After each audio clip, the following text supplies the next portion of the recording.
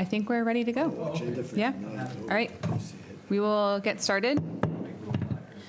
All right, this is Town Council Meeting 13-26. Today is Tuesday, July 7th, 2026.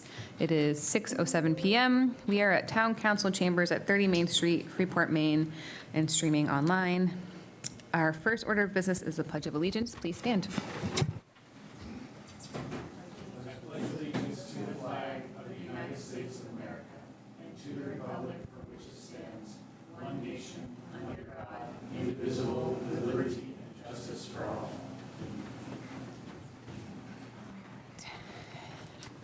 Our second order of business is roll call to see who is here. Councillor Pillsbury. Present. Councillor Lawrence. Here. Councillor Brown. Here. Councillor Smith. Present. Councillor Benoit is present.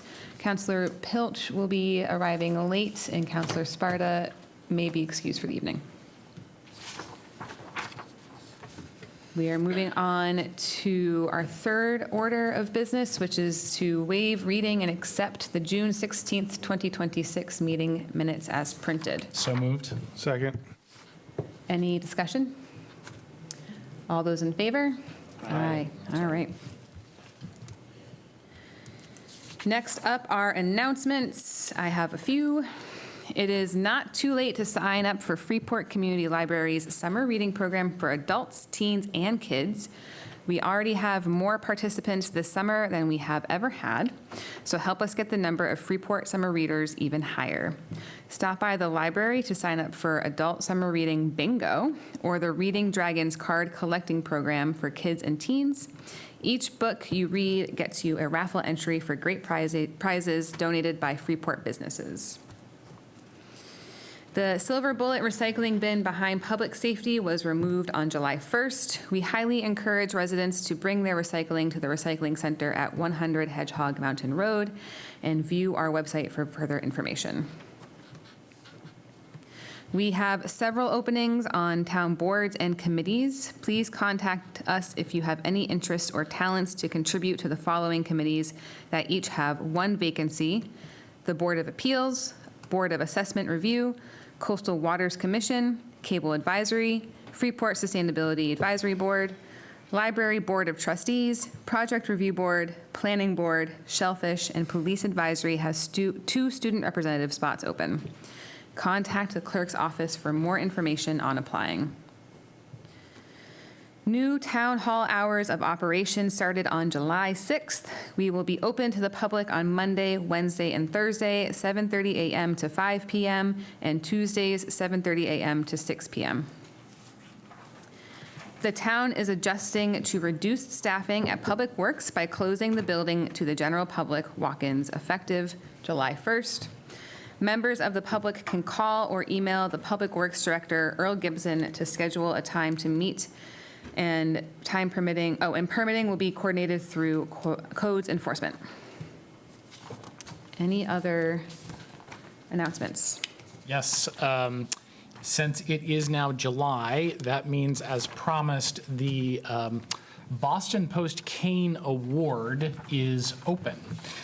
So as we have discussed, the Boston Post-Cane is a tradition that dates from the early 20th century that is being relaunched here in Freeport. It is an award to recognize Freeport's oldest resident. So if you believe that you or someone you know might be Freeport's oldest resident, you can nominate them for the Boston Post-Cane Award, and that nomination is available online on the town website. It's right on the home page. If you scroll down, you will find it. You can also stop by the clerk's office to pick up a paper application, and the clerk will be reviewing those applications so that we can make that first award. Great. Steve, could you just take one and pass down the yeah. agendas? Any other announcements? Do you have one, Steve?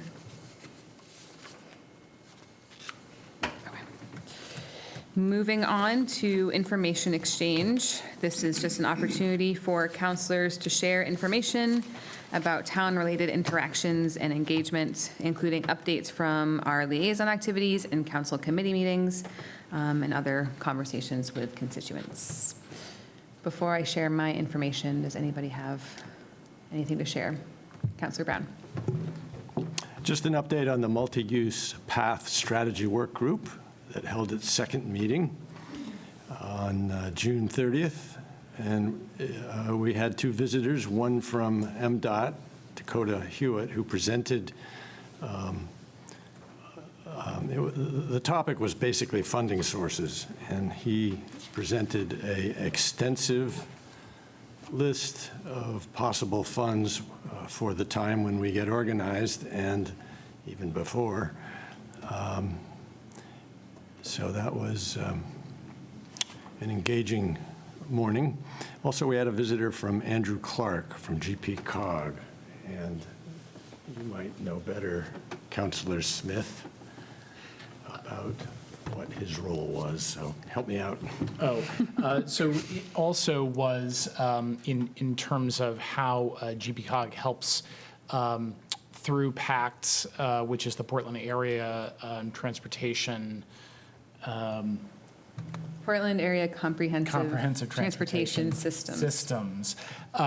Which really, as a part of this work group's task of trying to prioritize and strategize a long-term plan for these multi-use paths, really thinking about how to prioritize those, looking for how they fit within the work plan for particularly MDOT, but also how there might be other grants available.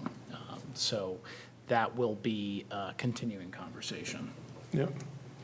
So this group is a fast-track group that expects to produce a report that will have us be organized when opportunities come along for developing multi-use paths. So it's an exciting group, and sometime maybe in October, we might see that report. So that's.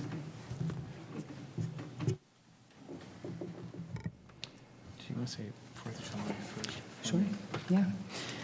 I just want to congratulate everybody who was involved on the 4th of July celebrations in town this past weekend. It was a huge crowd, great showing. So I just want to shout out to Public Safety, Public Works, and also Tom's team who was on site recording the parade and other celebrations.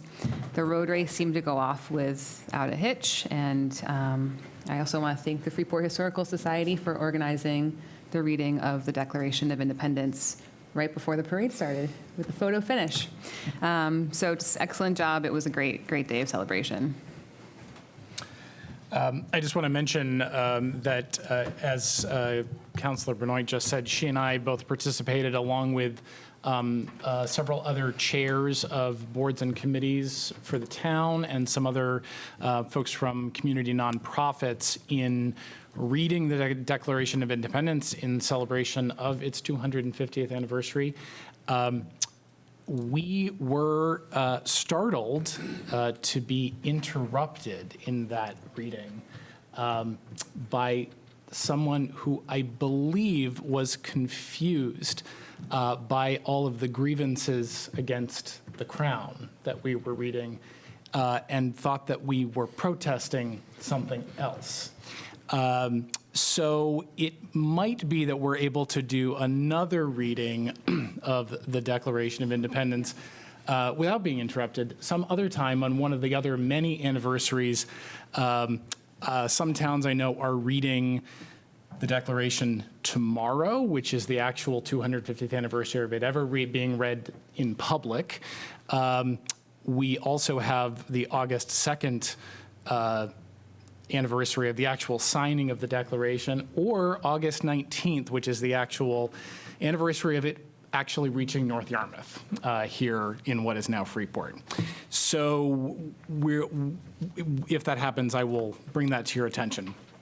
I will say that in the spirit of information sharing, I know that there has been some concern expressed about the 4th of July in general in Freeport, about whether our celebrations are ample enough, or whether in particular on the 250th anniversary, we did enough to celebrate that.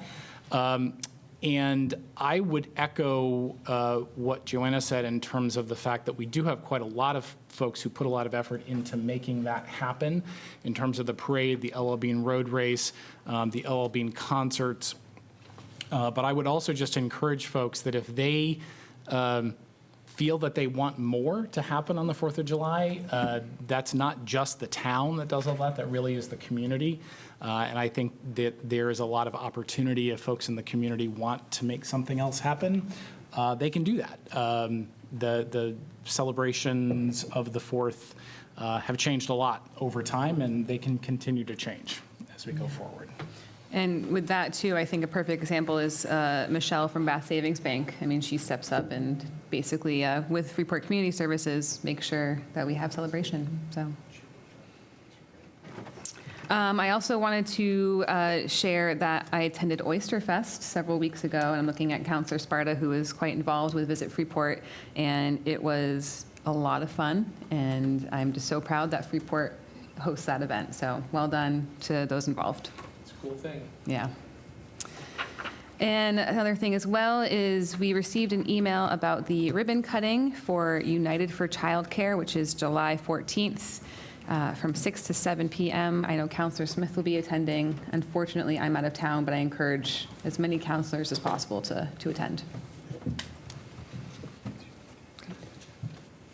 Anything else from the council?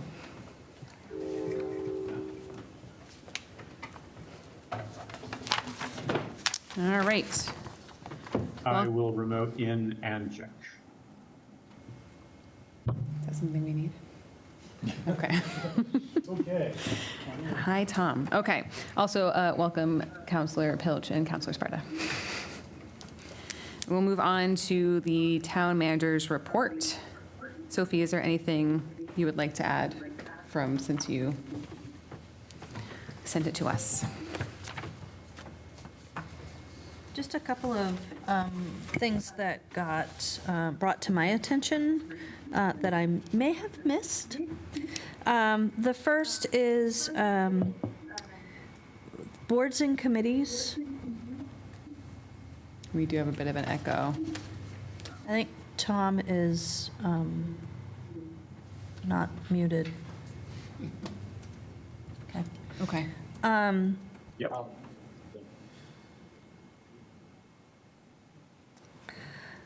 Boards and committees, one of the reasons we have,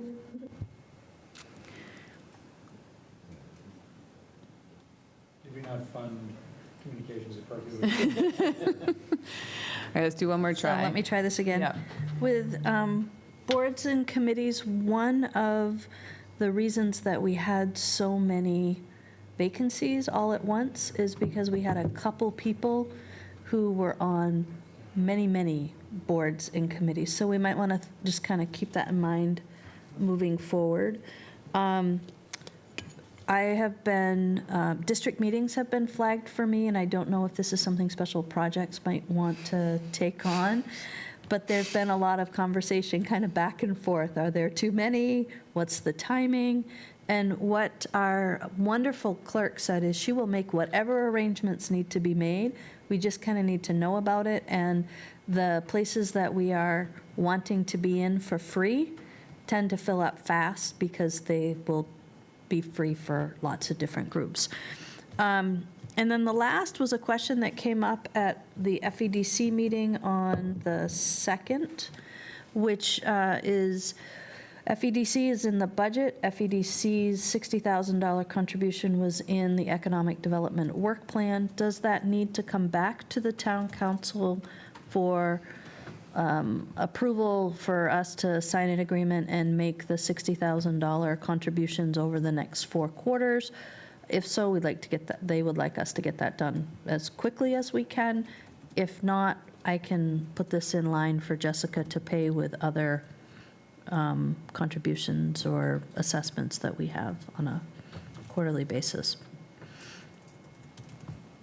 I just want to do the right thing. I don't want to wait till October or November and then have to race.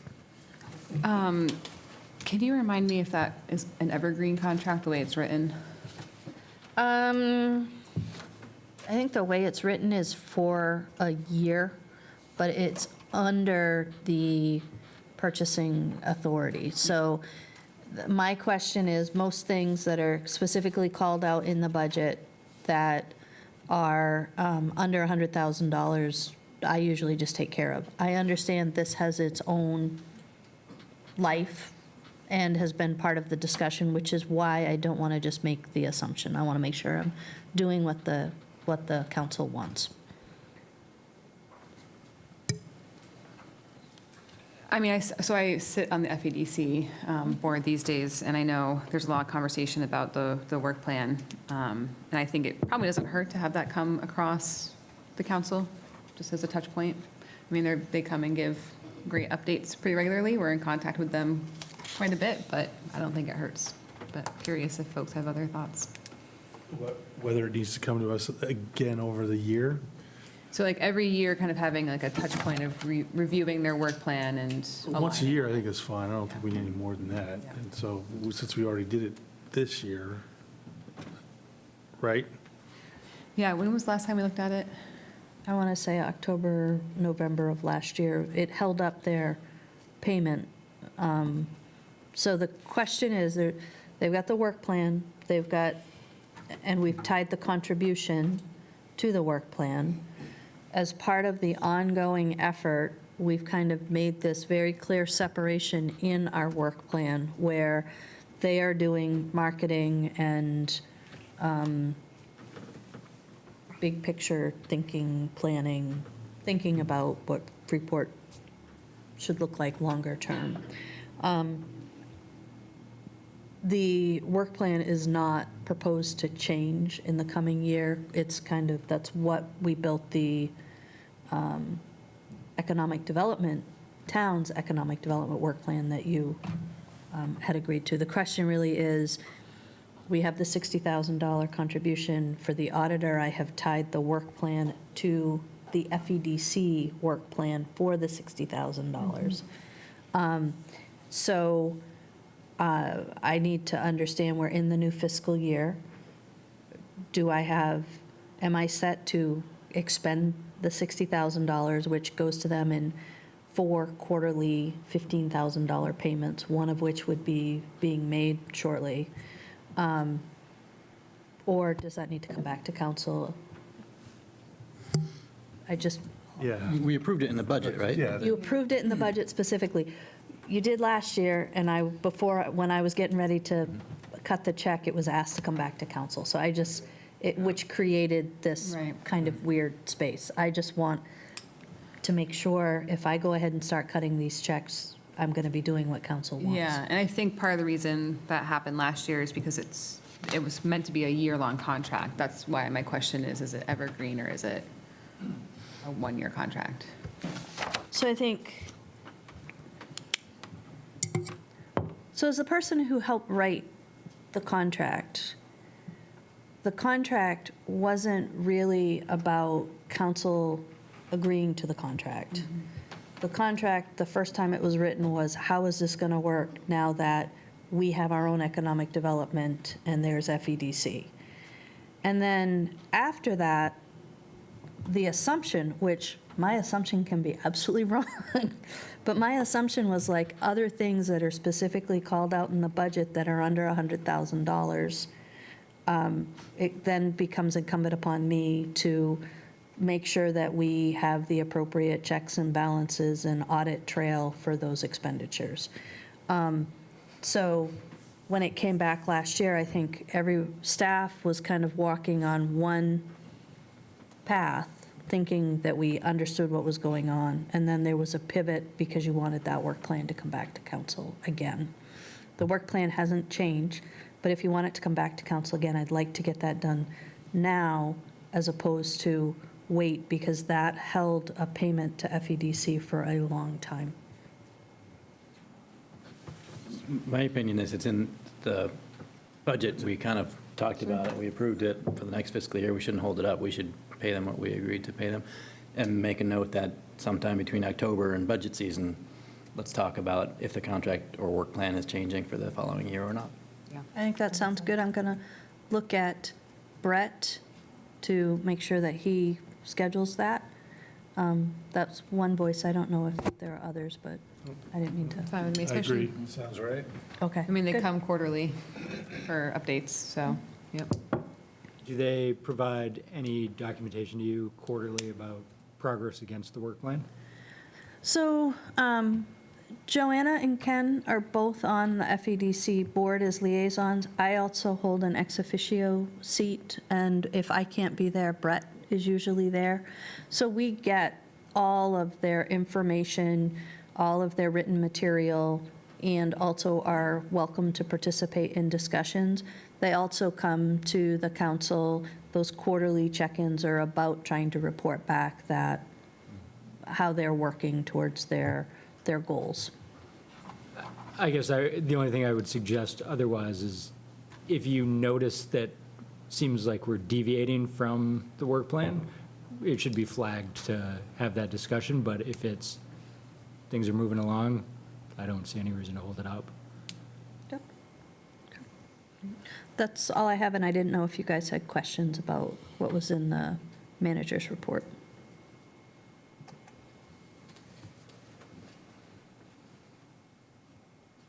Just a reminder, we changed town hall hours. The pine cones are coming at the end of this week. Are we doing anything to celebrate or announce their arrival? I know there had been a discussion about that. So on Sunday, I had a lengthy conversation with Suzanne Watson about Okay. that, Meeting House Arts. I think we want to showcase our partnership in our commitment to public art. The thought is that the town council was thinking about having an event out front to kind of unveil the new front lawn area, which everybody sees every day, but not with a bunch of counselors on it cooking burgers. Talking with Suzanne, what we're thinking is, although the pine cones will be there for a while, to tie probably earlier in that week or immediately following, the week immediately following, have a press event and a little gathering around, maybe before a council meeting or something like that, so that we could really speak to the town's commitment to public art and tie this back to the 2022 Downtown Vision Plan, and really kind of celebrate the partnership, community and town partnership that helps bring that here. Not actually in the manager's report, but related to what you were just saying, in addition to the town hall office hours changing, the front door is now open once again. The front door is in fact open once again. We had to get a tread fix because people were tripping, so we didn't want that to happen.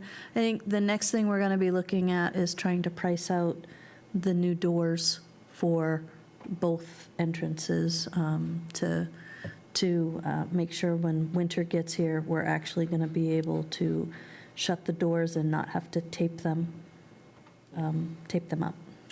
But even though we have not officially celebrated the People are- completion of the front, people are now freely passing through Yep. all of there. And I know there is still work continuing on landscaping and some other things, but the lights went in today. I sat down across the street, and they were not there, and when I stood up and turned around, they were there. So, So yesterday, the light on the flag pole went up, so we would be legal. great.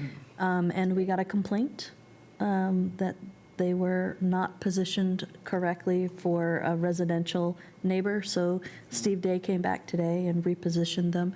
If they're still not correct, we just need to know, and we'll do a little trial and error with that. The trees that are supposed to go in, we attempted to get those scheduled to get put in this month.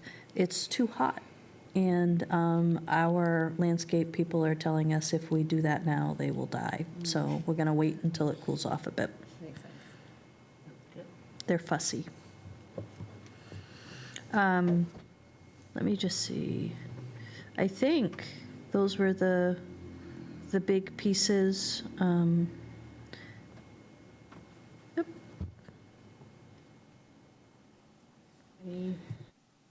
Any questions or anything folks want to call out? Okay.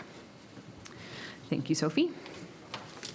All right, we'll move on to our first public comment period of the evening. So this is for folks who are here in person. We just ask that members of the public approach the podium and introduce themselves and keep their comments to 3 minutes or less. All right. We will go ahead and close the public comment period. Moving on to the new business portion of our agenda. So the first item is item 84-26. This is our consent agenda. Any discussion on the items? Councilor Pilch? Just a question, why are we reappointing all these roles? I don't remember that we had to do that every year in the past. So our assessor brought to our attention that his 5-year appointment, which is required by statute, was expiring, which then got our town clerk to go do some digging. And the statutory roles that we have that hold a power are supposed to be reappointed every year. So we're going to start doing that. Okay. Makes sense. And I was kind of sad to learn that I'm not important enough. You're on there, tax collector and licensed health officer. Yeah, your name is there. Oh, is it? Yeah, nice For try. tax collector and licensed health official. Nice try, though. All right, Councilor Smith. Be it ordered that the July 7th, 2026 consent agenda be adopted. Second. All those in favor? Aye. Aye. All right, that's everybody. All right, item 85-26. This is to set a public hearing to discuss amendments to Chapter 4 Freeport Personnel Code. Sophie, could you give us an overview? Sure. This is proposed as a repeal and replacement. It has been through the ordinance committee who reviewed this and is recommending that we move it forward to the town council. There were two purposes to this repeal and replacement. The first was to modernize the language that is used here and call out some elements that are important nowadays to have in ordinances. One of them is to be very clear that people are eligible to use their vacation time after 120 days, which is kind of required. And to talk more specifically about the use and the scheduling of vacation time. The big change with this is currently the town accrues vacation in a process where somebody comes to work and their vacation accrues but is not available to them for the first year of employment. And upon every anniversary, you kind of get this dump of all of your hours that you had earned in the preceding year. It creates this manual process that staff is tracking behind the scenes. It's not transparent to the employees as to how much they have accumulated and under the ordinance would be eligible to have if they leave in good standing. And when we looked at making some changes to our earned paid leave, which is a mandatory leave bucket that the state has, it became very apparent that our EPL use is, EPL is heavily used primarily because vacation isn't available to people. And to be, I think, more competitive without having to actually create a larger town liability. We really want to move to allow people to accrue their vacation benefit on a weekly basis. So instead of it all getting dumped 52 weeks after your anniversary, it will get accrued in one 52nd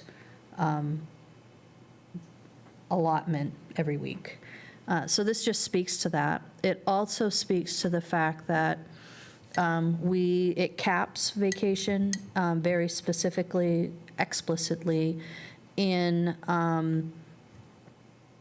as 2 weeks. You can only ever have 2 weeks more than you would accrue.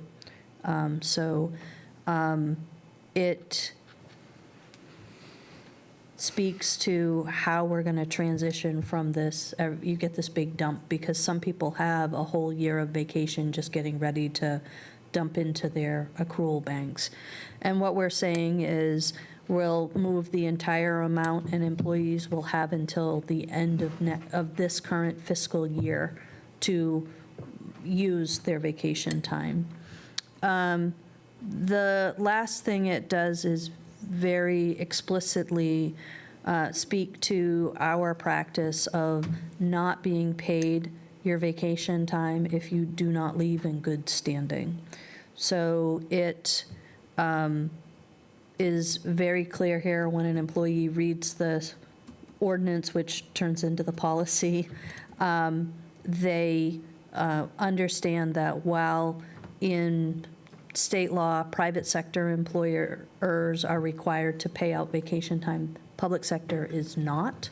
And we just want there to not be confusion about that. If people decide to not give notice or at least not discuss it, because sometimes people can't give notice and we've worked around that, but you got to leave in good standing. Just not showing up to work doesn't work. I think that's pretty much all of it. Is there anything from the ordinance committee discussion worth bringing up? No. Great. I will say, next meeting, you should see the calling a public hearing for the earned paid leave that we had discussed that change. I just needed to get the right language for it. All right, Counselor Brown. Be it ordered that a public hearing be set for July 21st, 2026 in Town Council Chambers, 30 Main Street, Freeport, starting at 6 p.m. to discuss proposed amendments to Chapter 4, Freeport Personal Code, Section X, Vacations. Second. All those in favor? Aye. That's everybody. All right, moving on to item 86-26. This is to consider action relative to the 27 to 29 Maine DOT work plan and the 27 to 30 Portland area comprehensive transportation system investment program. Brett, take it away. Thanks a lot. Brett Richardson, Development Director for the town. This is an update from an earlier discussion in May around priority projects for transportation investment in Freeport. We have an opportunity on a rolling basis to put forth priority projects to both PACs and Maine DOT for inclusion in their work plan. This is great because a lot of times these projects are matched pretty significantly at the state level. And so we, in May, with input and endorsement from the Complete Streets Committee and the Village Corridor Initiative Leadership Team, folks who represent thought leaders in Freeport who participate on some of the key committees and think about our transportation system, endorsed 6 projects. They are to construct the Mallet Drive multi-use path, to upgrade the Bowen Main Street intersection based on the VCI plans, to update the School Elm and Main intersection based on VCI plans, the Desert Road intersection to enhance connectivity there, coming off the new bridge and that intersection, high-traffic area.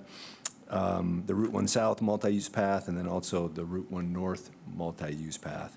Those are carefully vetted projects that are the top priorities, and the update today is really about what projects we want to put forth for inclusion in the DOT work plan.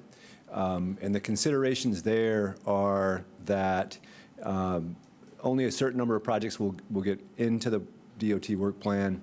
It's great when they do, because oftentimes the match is 80%, federal, 10% state, 10% local, so it's a good match. But it also can take a little bit longer. And at the same time, DOT and other partners have other buckets of funding that are more discretionary and more nimble, that we can move on quicker. And so when we left here our last discussion in May, we were seeking endorsement for these 6 projects as the priorities. And then we're going to go back and follow up with DOT staff and PACS staff to determine which projects were best suited for what funding sources. And so the recommendation tonight, as part of the requirement for submission to PACS, Council needs to endorse these projects as part of the submission packet for consideration in the work plan. And the update tonight is that we're recommending that Project 1, Mallet Drive, Project 4, the Desert Road intersection, 5, the Route 1 South right-of-way multi-use path, and 6, the Route 1 North right-of-way multi-use path be included in our submission to the work plan. And then the 2 more intersection-specific areas, School and Elm in Maine and Bow in Maine, that we prioritize more nimble discretionary funding that we could potentially move on sooner for those.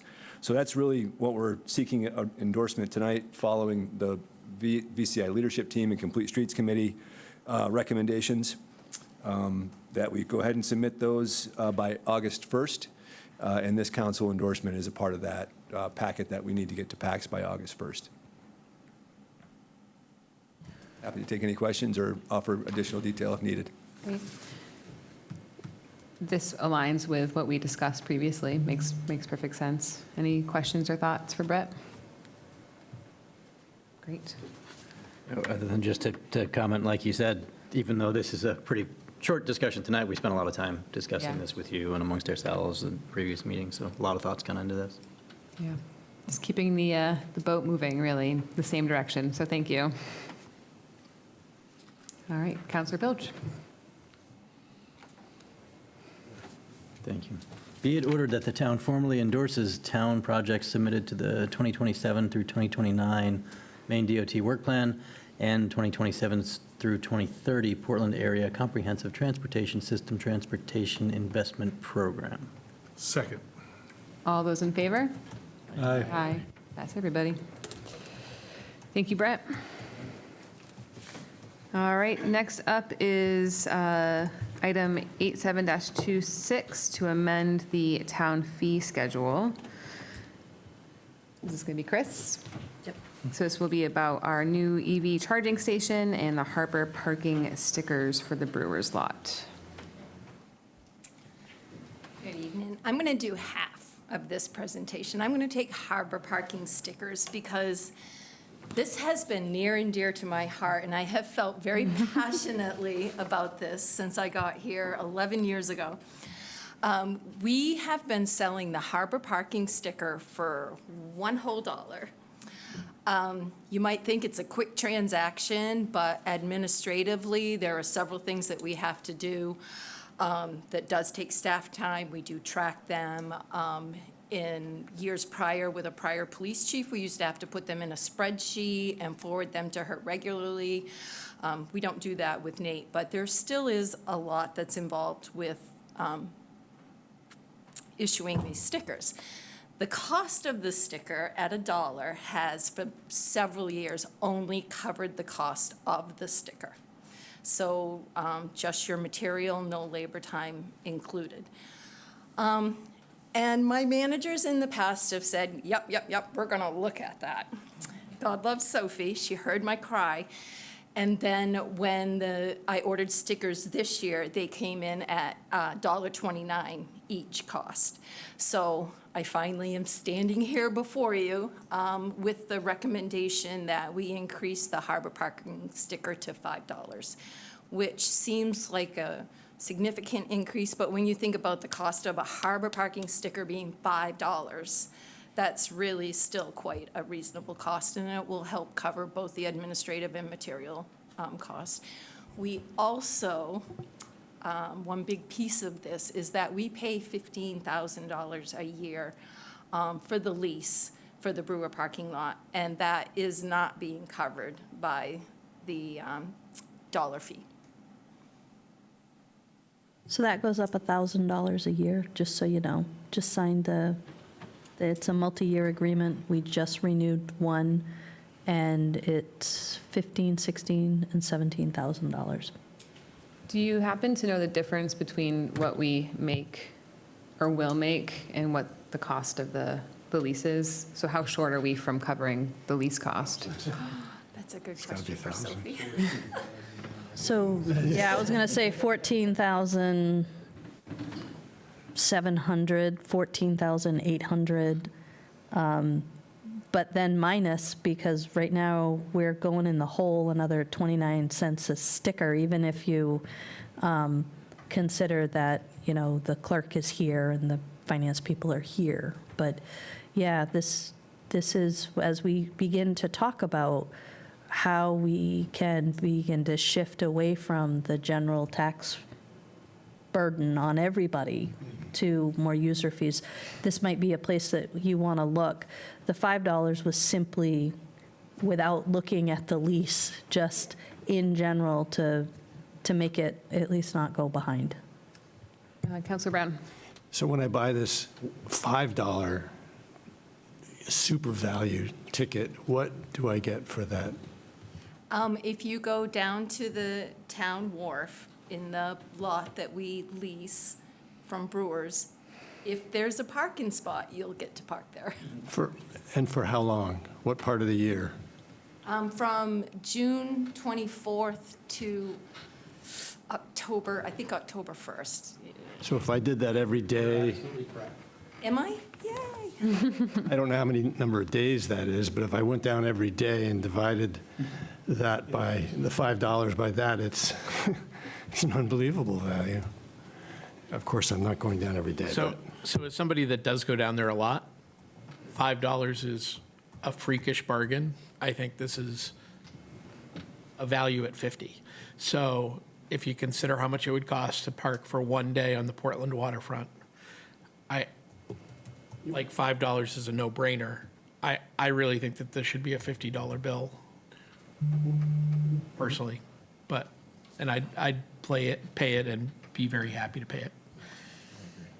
What is the purpose of this particular lot? I mean, why do we rent it? We have 2-hour parking down there already, right? It's 2 hours. Some of it's 2 hours. Yeah, and other parts of it, one side can be all day long.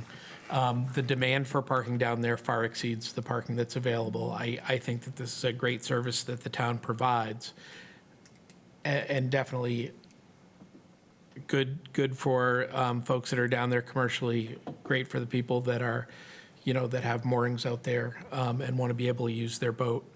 But I do think we greatly undervalue that when we sell it. And I buy 2 every year, and I in my opinion, it's not even close to what we should be charging. So if we do $5 this year, we should be looking at this again for next year, and I think $50 is a reasonable place to start. And then if we're moving up $1,000 per year with what we're paying brewers, I think that increased cost needs to go on to these users, especially those of us that use it heavily. Yeah. How does this tie into the mooring fees? It doesn't, does it? Did it ever?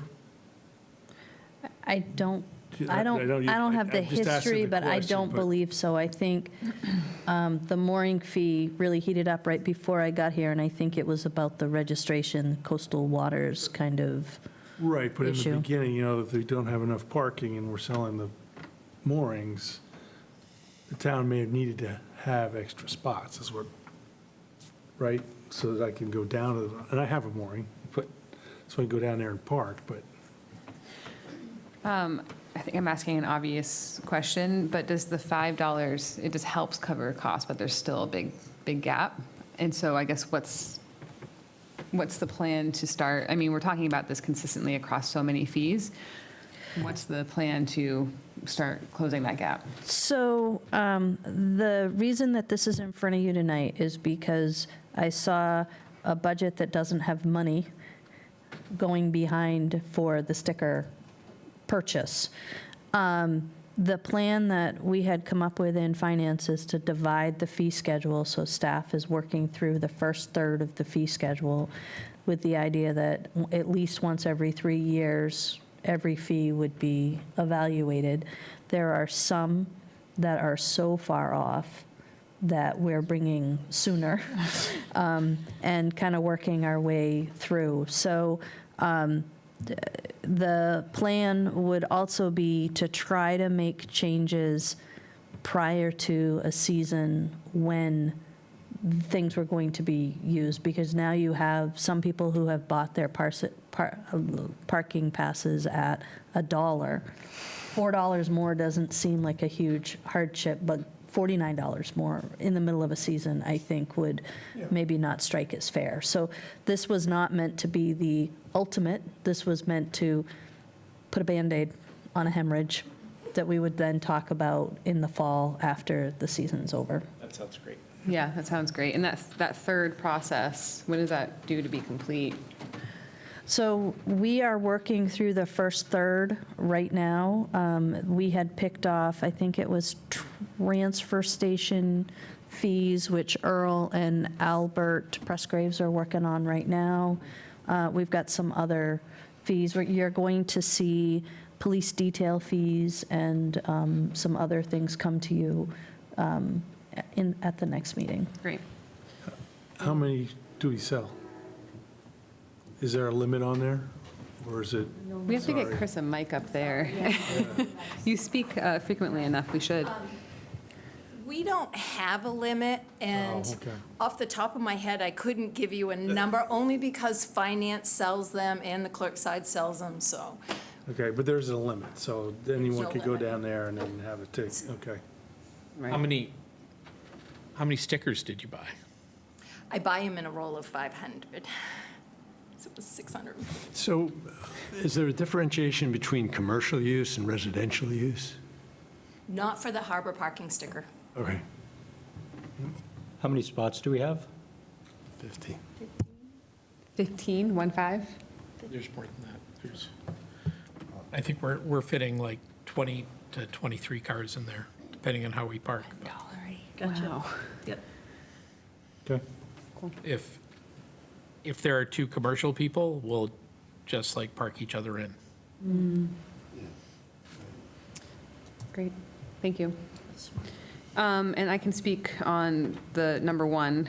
This was a conversation the Finance Committee had with the EV charging stations at Town Hall. There was a memo attached to the conversation we had that's with the Finance Committee meeting. But this was the number we kind of came at that covers our operating costs for the year. So we discussed idling fees and connection fees, but decided that we're going to try and keep the, sort of lower the barriers to encourage people to use it for now, and then see if people park there all day and they're not charging, kind of see what happens during year one. So, but at least for now, following our model of trying to at least cover our costs for the first year. So, any questions? All right, Counselor Lawrence. Be it ordered that the fee schedule be approved with the following amendments. Add a 34-cent per kilowatt hour charge to the electric vehicle charge station at Town Hall increase the harbor parking stickers for Brewer's Lot from $1 to $5. Second. All right, all those in favor? Aye. That's everybody. Yes. Okay, item 88-26, this is action relative to dispersing property tax assistant funds. So this is the last applicant that I think you'll be addressing with this for the FY26 tax year. This individual questioned the decision that they didn't qualify, and when we dug into it, we realized that we had double counted one of her income streams. So when we backed that out, she partially qualified for assistance. Makes sense for me, and like I've said in the past, I don't see any issue with continuing these payments past the due date. So, any other thoughts? All right, Councilor Sparta. Be it ordered that the town manager is authorized to disburse $487 in property tax assistance funds to a qualified applicant. Second. All those in favor? Aye. And that's everybody.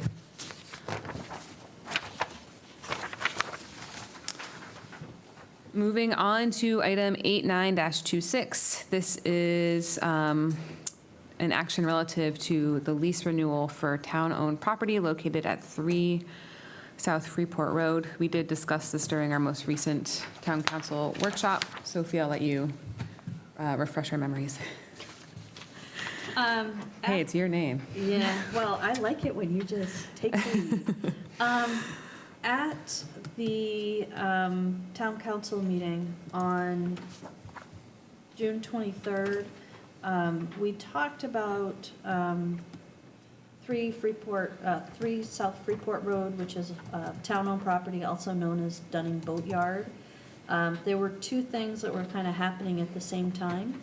The first is as part of an effort started by the Municipal Facilities Committee, we are looking at our leaseholds and what they look like, what they need for maintenance long-term, because there have not been specific plans in place, improvement plans, maintenance plans for them.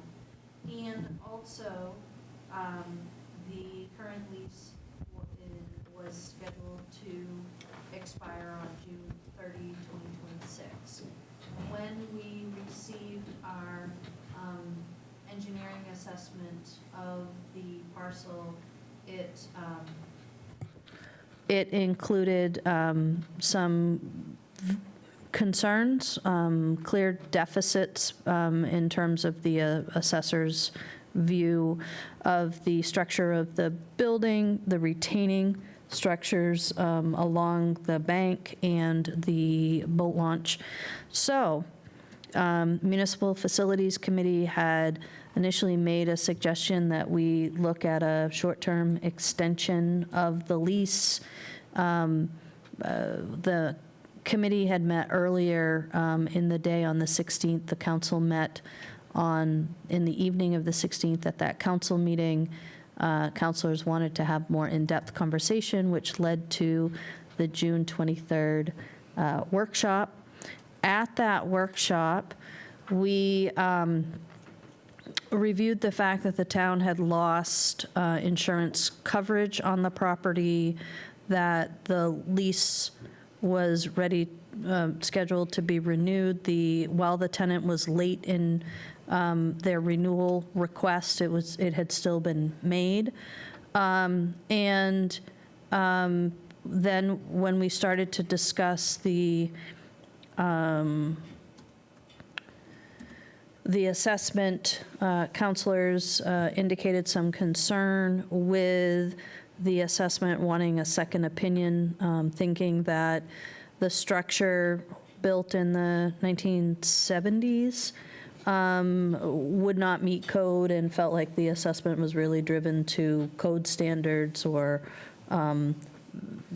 best practice, or as opposed to functional use. So at the end of that meeting, I was tasked with 3 things. and I offered you back 4 in the, in the memo.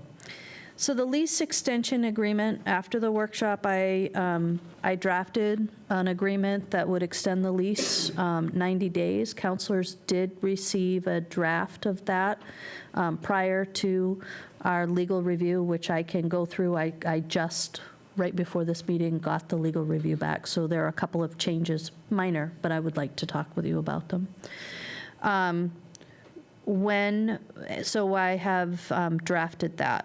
And I have tried to incorporate the spirit of collaboration and forward-thinking, forward-looking piece that council had talked about.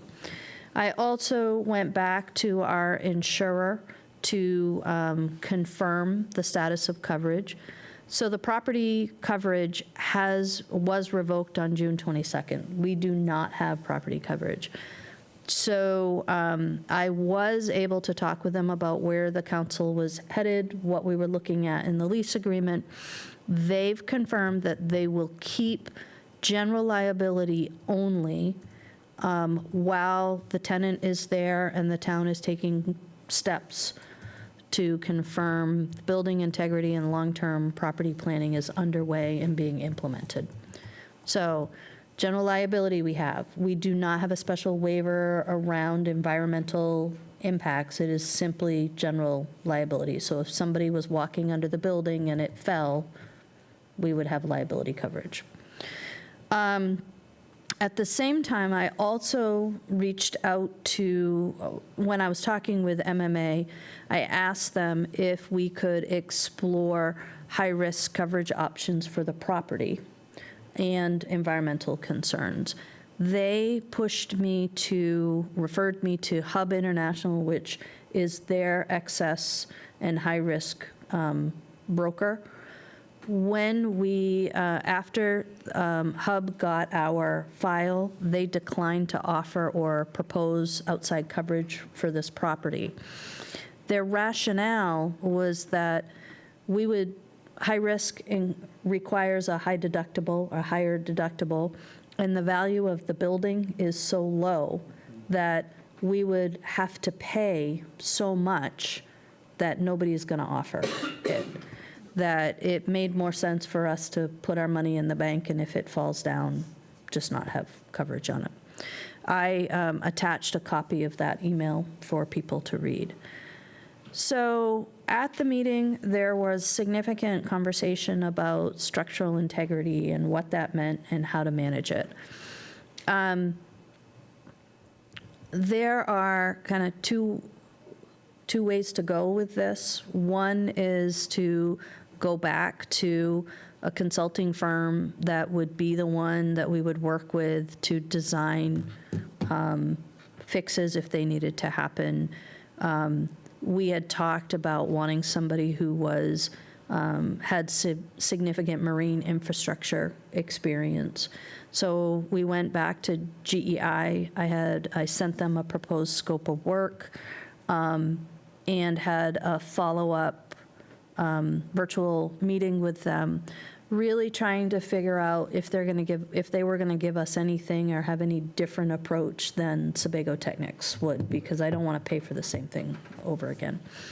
I think their approach that they're offering is different. I think that they've heard the concern. They've agreed that they would look at this kind of coming from the other angle, not looking at whether or not it meets code, but rather doing some calculations on truly finding the structural integrity of the building. Knowing that, I have not yet received their proposal. I'd want to read it and review it and see if it's worth doing. At the same time, I reached out to 2 community members that are volunteers with the town who have significant experience with redeveloping marine waterfront property, structural integrity from a construction standpoint as opposed to an engineering standpoint. They have agreed to walk through the building and just give eyes-on idea. If what they come back with suggests that changes can be made to address concerns, I think that would be a really good starting place. So it will take them a few weeks, and we're working within a 90-day window now, so I think that gives a little bit more opportunity. I did speak with Mr. Becker last week to give him an update of where we were. He seemed pleased with where we were. I did let him know that we do, his certificate of insurance naming us as an additional insured had expired, so we need that immediately, so I expect that will come in this week. He indicated that shouldn't be an issue. So that was 1, 2, 3. The fourth thing that I did is I met with council leadership to kind of talk about what the plan is. We've got this 90-day window. What are we going to do? And I think that there are lots of options. I think council got some other correspondence from individuals that talked about the use of that space. I think there's very clear desire to ensure that that access point remains a place that people can access, people who are using the resource can access. But that really has a continuum of what that looks like. You can do what we have been doing, which is lease to an individual and kind of use that space. On the other end of that continuum is you could have it completely public, and there's this wide space in between. And you have an opportunity at this moment to really take a little bit of time, not a lot, because you only have 90 days, to kind of think about what the best thing is for Freeport in that. I have suggested in my memo that one option that you might have is to put a stakeholder group together with some folks on coastal waters, some folks on shellfish, some the marine resource officers from the town who kind of talk to everybody, maybe a community member or two, municipal facilities rep, some conglomeration, and we could reach out to the Margaret Chase Smith Center or equivalent for a fellow that might be willing to facilitate a conversation that could be kind of visioning and see where we end up. You could also say, we don't want to do that, but I wouldn't be doing my job if I didn't put that opportunity in front of you. So that is where we are. If we could take just a minute to walk through some changes, the two minor things that I'm kind of proud that I wrote a document and only have 2 minor edits from the attorney. But let's talk about them real quick if we can. On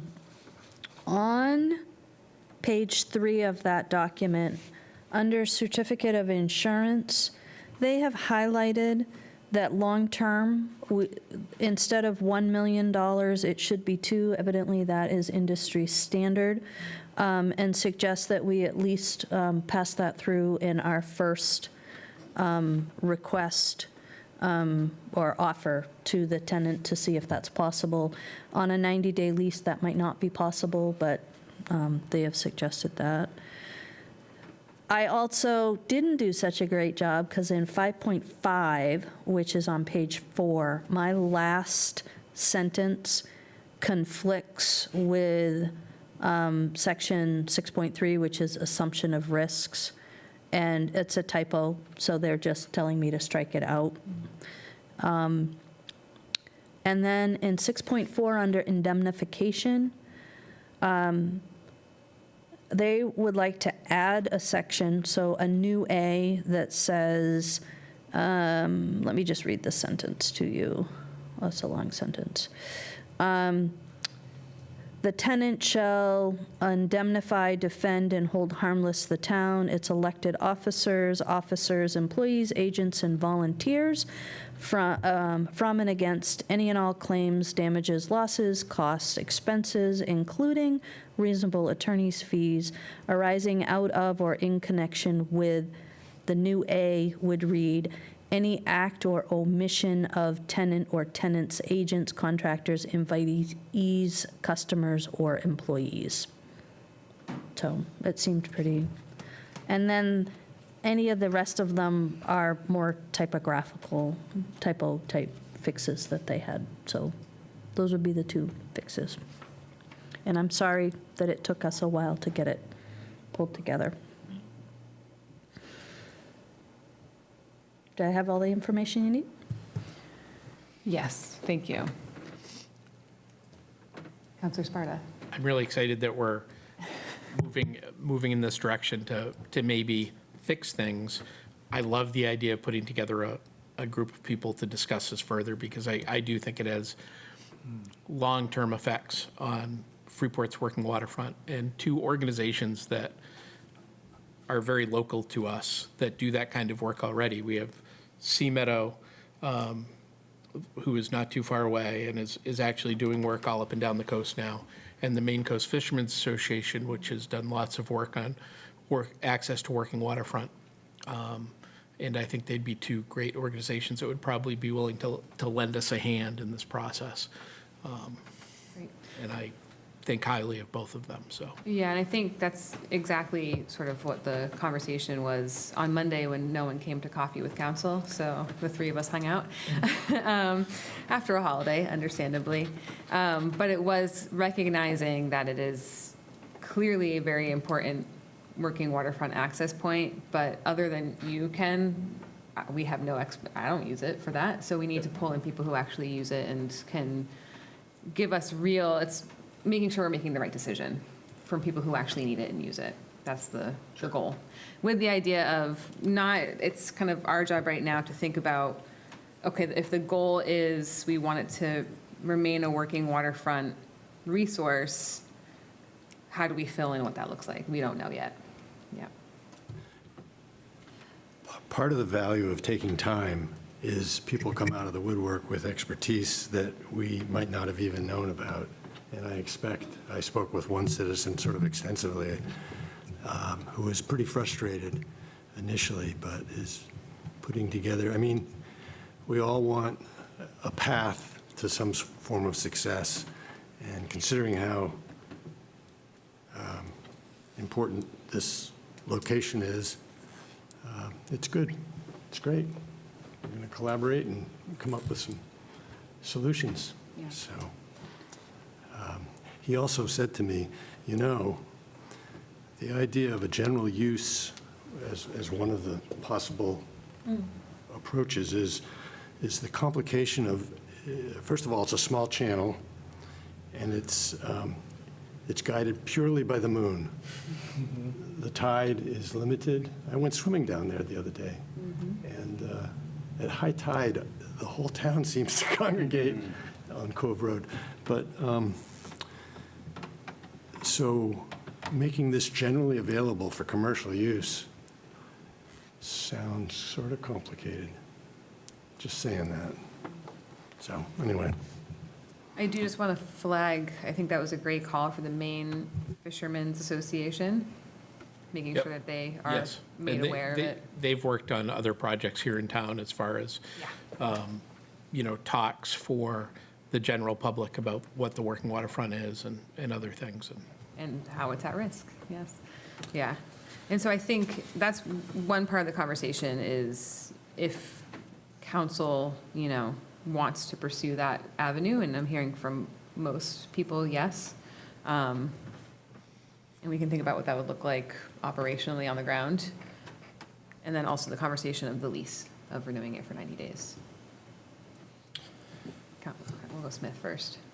I was just going to say that I think based on this conversation, where the outcome of this is, the Municipal Facilities Committee is going to take this up tomorrow morning, and will, again, depending on this conversation, perhaps move along gathering who some of those folks might be on that working group.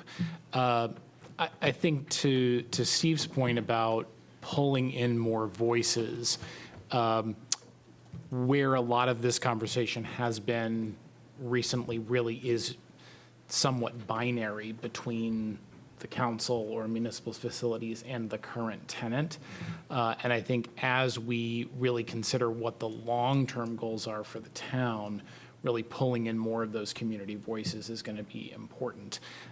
We heard during our workshop how important this particular business is in doing work for both other commercial entities on the waterfront, as well as a lot of residents in town. But we also know that this is a very unique space in town with particular opportunities that when we lease that only to that one entity, is that limiting who else can participate in some of those businesses? And I don't know the answer to that, and that's why I think having this group and pulling in some of those voices would be important. It's too early. Yeah. It's too early to have a strong opinion. Yeah. Counselor Sparta, did you have something to say? Okay. Did you have something to say? I was just going to suggest that perhaps Municipal Facilities Committee, at the Municipal Facilities Committee, we could talk about what a particular charge, elements of a charge might look like, so that we could draft that and bring it back to council on the 21st, so that we could kick off kind of a committee, so people could give that some thought, what they want. And I think it is always good when you put a committee to work that you're very clear about what, not necessarily what the outcome is, but what, what you want back from that committee and what level of power or decision-making you want them to have. And I think, the question that maybe they can discuss tomorrow during the meeting is it a committee and then a workshop? How do we want to involve the larger voice? And I think, I'm going to say it again maybe at risk of being repetitive, but it feels important to make sure that's not just sort of like the usual suspects of town, but that we're opening up to other users and stakeholders as well. Councilor Fox. Can I ask that, as you consider that at municipal facilities, you also think about the time frame? Because I don't know that you'll assemble a committee and a workshop and come up with the answer by September. So what are the options? I don't want to be stuck and pinned into a corner in September saying, well, what do we do? But maybe to have a plan, say, this is our interim solution while we run the process of the workshops. And I think being very clear with the goal of, maintaining this working waterfront resource. It's going to be a fun meeting. Always is. Any other thoughts on that part of the conversation? Great. And then moving on to the lease, so that's the part we're actually voting on tonight. So folks and their thoughts on that. Well crafted.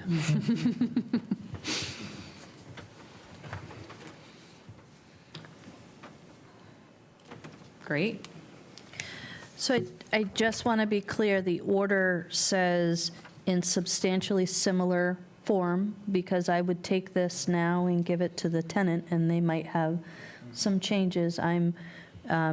If those are significant, I would bring it back, but if it is more wordsmithing, I would just go ahead and sign it, if that works. Yeah, and I think being transparent with this conversation as well is the future of the space. Yeah. And the lease is not guaranteed. Yep. Yeah. Okay.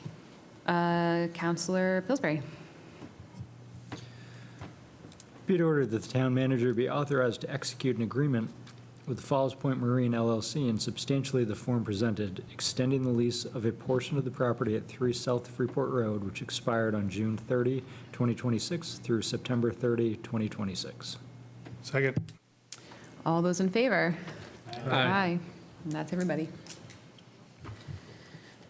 That was a great memo. Thank you, Sophie. Thank you. All right, item 90-26. This is action to award a bid for a new tandem axle plow truck chassis? Chassis. Take it away, Earl. As we done our budget this year, the council approved a purchase of a new plow truck, and this is the results. We went out to bid, and the best price we got was with Freightliner Maine. And I do want to point out that you were coming in under budget. I was going to make sure Yes. that. It's been a difficult 3 or 4 years trying to keep up with the market, and then for the first time, we were able to do that this. Good. Any questions for Earl? Okay. Counselor Smith? Be it ordered that Freightliner of Maine of Westbrook be awarded the bid for a new tandem axle plow truck chassis in the amount of $143,208. Second. All those in favor? Aye. And that is everybody. And then one more. Okay. Item 91-26, this is action to award a bid for a new tandem axle plow truck gear. That is the plow, the gear, the side wing, dump beds and all that. That's what that is. And I'd like to take just a second. I want to thank the council for all the support they've had for my departments. But years ago, I had a salesman come in my office and we was buying a truck, and he suggested that you buy the truck separate from the chassis, because the chassis is going to draw interest on that money while that truck's sitting there. That's the reason we do it in separate. We buy the truck, pay for it up front, and no interest on it, and then he goes and gets the bed and everything put on it. So there's a reason that we do it the way we do it. It's to help save some money. Great. Any questions for Earl on this one? Any reason you went with the slightly higher bid? To be honest with you, we're running Viking stuff now, and I didn't want to put new stuff in the shop over $900. Now, I'm just being totally honest with you. That might change next year, but Yep. we already have, about half of my fleet's got Viking, the other half A.T. Fairfield. Fair enough. Good question. All right, Counselor Brown.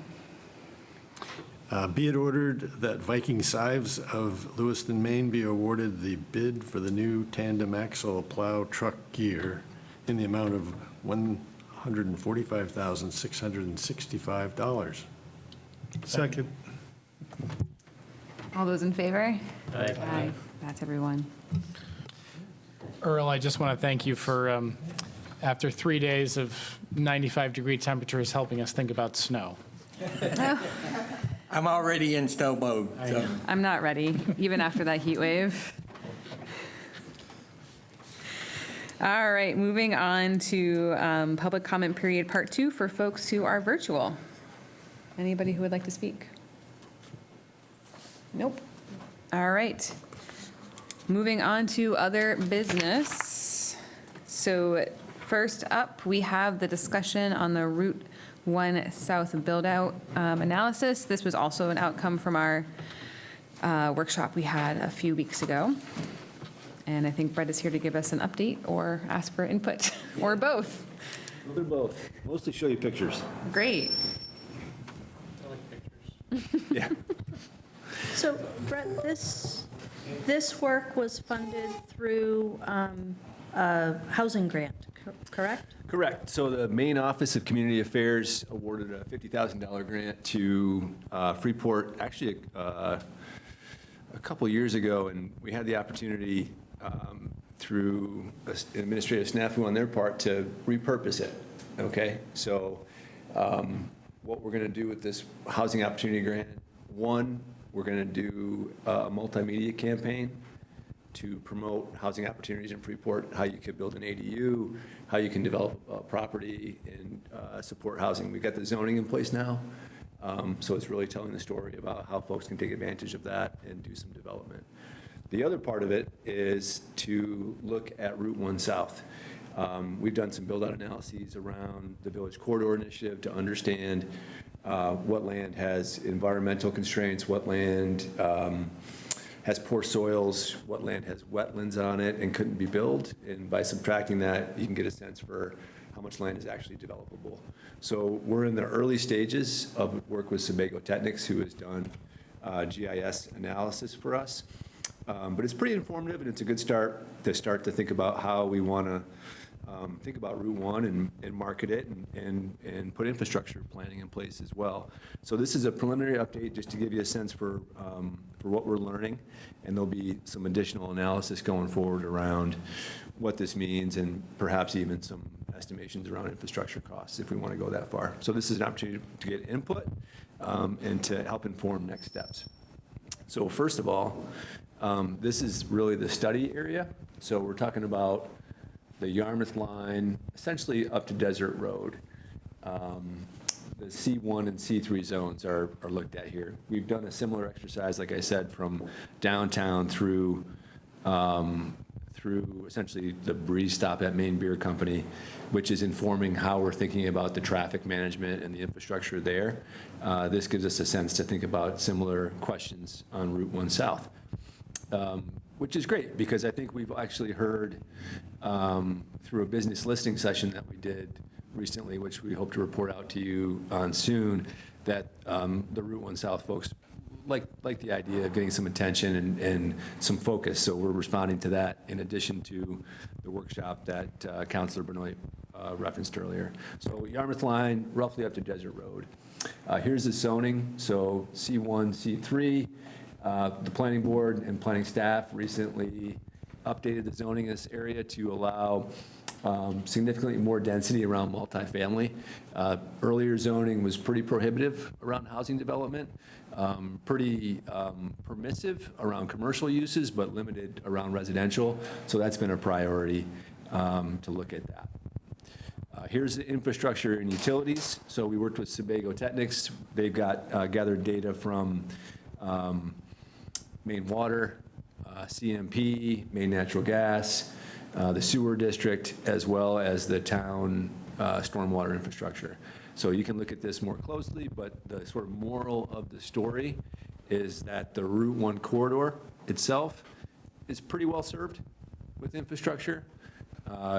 Once you get off the corridor, it's less well served. So keep that in mind. And by the way, this doesn't speak to the condition of this infrastructure. There's some assumptions that some of this infrastructure is a little bit older, a little bit dated, and would require some capital improvements to really support the development we're talking about. But this gives you a sense for what's there in place now. Here are the environmental constraints. So again, soils, floodplains, slopes that are greater than 20%. Our zoning ordinance prevents development on land that's sloped greater than 20%. So that's subtracted from this, as well as salamander and sparrow habitat as a proxy for wildlife habitat. So all this is being sort of subtracted.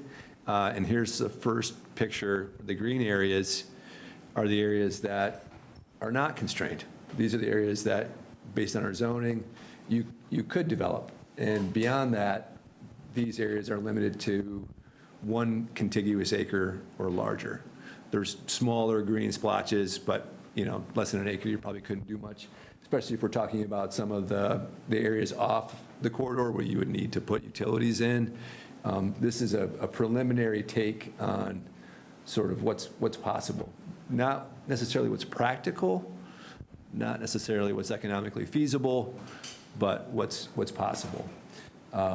So that's the whole corridor. We'll do a little bit deeper dive on the area adjacent to north, and then that's Stonewood Drive there, the more developed area with the utilities crossing Route 1. The question at the workshop had specifically to do with drive-throughs, but also other commercial opportunities. You can see those would likely be sited along Route 1, and there is some development potential. It's important to note, too, that the land between 295 and Route 1 previously was essentially prohibited from developing housing, so that's been changed a little bit now, so you can see some opportunity there. So we've got some pretty good potential along Route 1, and we've had some preliminary discussions with the Breeze Metro about perhaps having another Breeze stop at the intersection with Stonewood. They're open to one more in between Maine Beer and the Yarmouth line, so that seems like a natural spot. So we'll talk a little bit more about that in our next other business item, but this gives you a sense for the northern area. And then here is the southern area, where you've got some nice green splotches there, but a little bit more off the road, perhaps a little bit harder to access and to develop. That gives you a sense of the overall opportunity, and then, again, not screening for practicality, but there's roughly 148 acres of development potential south of Stonewood, and then north of Stonewood, closer to Maine Beer, about 23 acres of land that's not constrained.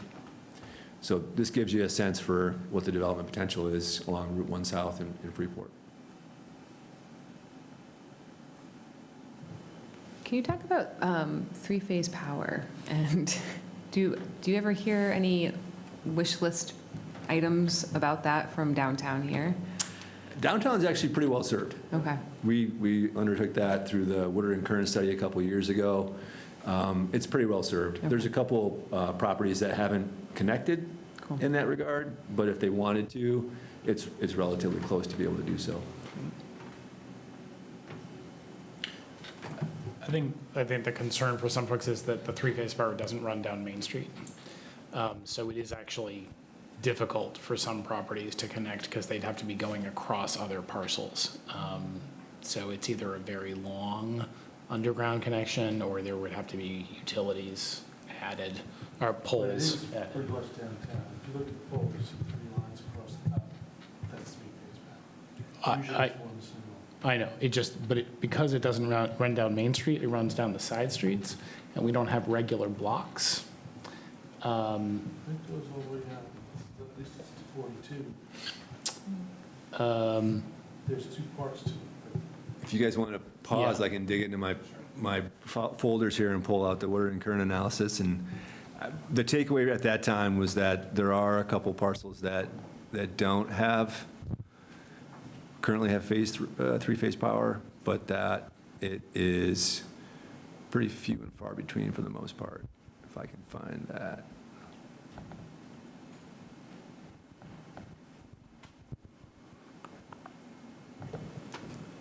So while you're pulling that up, oh, it's up.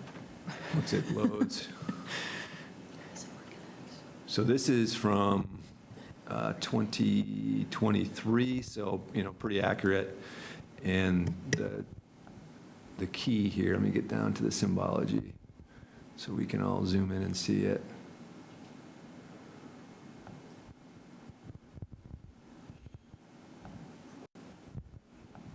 Somebody made a comment to me that you need a magnifying glass to read this at one point in time, and I think it was Councilor Brown, actually, and I don't think he's far off. But once you dig in, the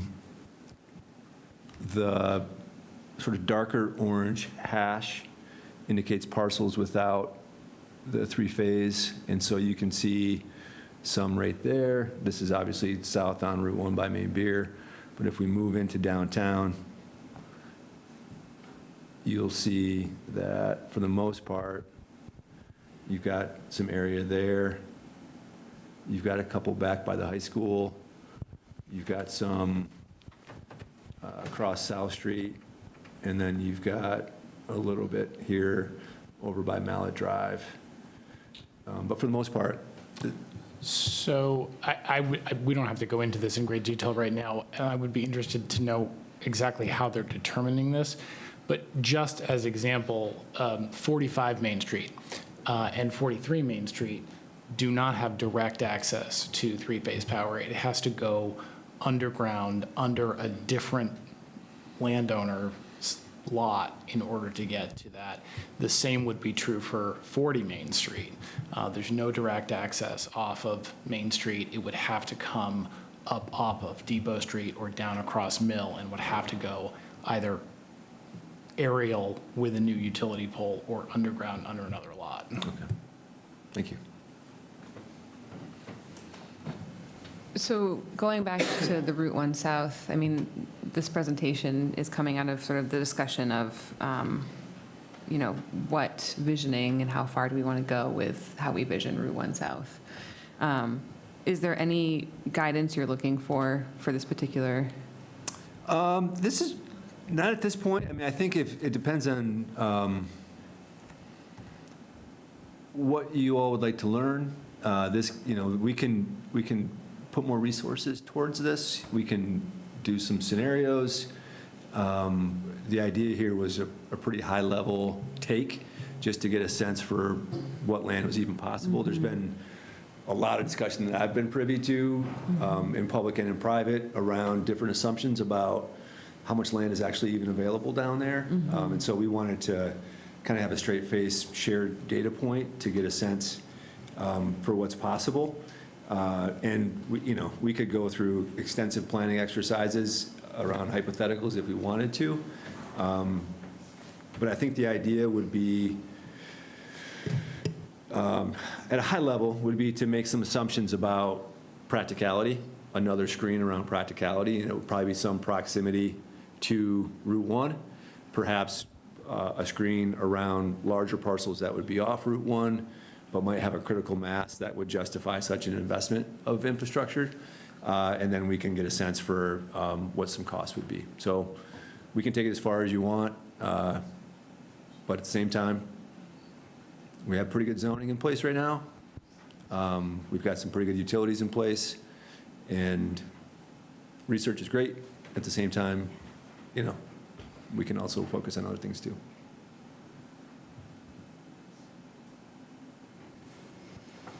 And just talking with Sophie as well, in terms of next steps that we had identified through that workshop, was kind of pulling out we know we have goals, and with our comprehensive plan, we have plans that apply to Route 1 South, but kind of pulling that out and pulling it together into, some sort of document that outlines what we're trying to do with Route 1 South.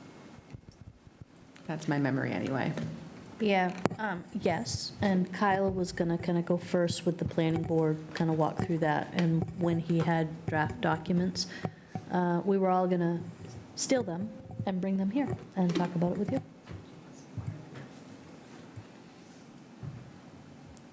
Any other thoughts on Route 1 South for now? Okay. I think this was a good primer to get us thinking about what's possible, so thank you. Yeah. All right, moving on to the second item with you, Brett, which is the discussion of the strategy and considerations for the for the downtown transit-oriented district and TIF district. Thank you. So this is a sort of a continuation of a discussion from last summer and fall.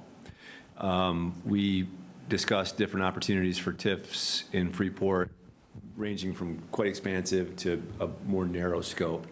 And where we landed last year was that it made a lot of sense to move forward on the extension of the Desert Road TIF. We're now calling it the Village Corridor TIF. To repurpose that and to extend a 30-year expiring district for an additional 20 with the ability to invest in our new priorities. We also agreed that it made sense to wait on the bigger district because, one, there were no projects in the pipeline that the timing really forced us to move quickly. And two, we were going to have an opportunity to learn a lot through the research that we're doing through the Village Corridor Initiative. So essentially, we accomplished the first step of that, and we're now coming back on schedule to take the second step, which was about this time, summer, fall of 2026, to create a new omnibus TOD TIF. We'll talk about whether that's the right approach now or if we want to tweak that a little bit, but further informed by the VCI and capital improvement planning that we're doing in collaboration with Maine DOT and Stantec. By the way, we've got an initial draft report from them. We're going to allude to an estimated cost for the whole suite of projects in a minute, but that report, just as an update, is currently being vetted by DOT staff, and we'll start to be rolling that out once we've got more confidence that all the stakeholders are aligned around it. So we're coming back, as we promised, to follow through. Complex topic, so let's do a real quick primer on TIFs. The original assessed value is the value of the project before improvements. So if you can picture a parking lot on Depot Street before a housing project breaks ground, that original value is sort of the baseline. The I in tax increment financing is the increment itself, the improvement. So instead of having just a parking lot, let's say we have an investment in a housing project, and the increment is that increased value from the original assessed value to the new value once the housing project is in place.